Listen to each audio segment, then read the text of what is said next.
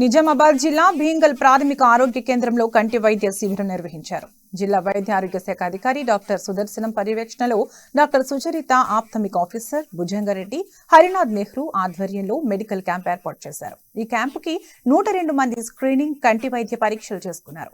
36 మందిని కంటి శుక్లాల ఆపరేషన్ కై నిజామాబాద్ ప్రభుత్వ ఆసుపత్రికి జీజీహెచ్ కు పంపించడం జరిగిందని జిల్లా వైద్యాధికారి వెల్లడించారు.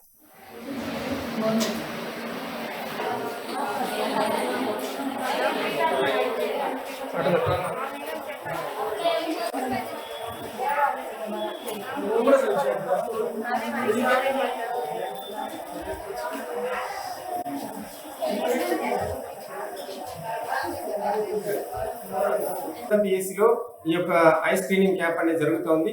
అక్కడ కూడా ప్రజలందరూ కూడా ఎవరికైతే చూపు మందగించిందో వాళ్ళందరూ కూడా క్యాంప్ అటెండ్ అయ్యి స్క్రీనింగ్ చేయించుకొని ఒకవేళ మూతి మీద డిటెక్ట్ అయినట్టుంటే వాళ్ళకి ఉచితంగా ట్రాన్స్పోర్ట్ అరేంజ్ చేసేసి మామూలు గవర్నమెంట్ హాస్పిటల్ నిజామాబాద్కి తీసుకువెళ్ళి ఉచితంగా సర్జరీ చేయించి మందులు కూడా ఉచితంగానే ఇవ్వడం జరుగుతుంది. అట్లాగే మళ్ళీ ఇంటికాడ కూడా డ్రాప్ చేయడం జరుగుతుంది. సో ఈ అవకాశాన్ని అందరూ ఉపయోగించుకొని వారి సర్జరీ చేయించుకోవాలని అందరితో మనవి.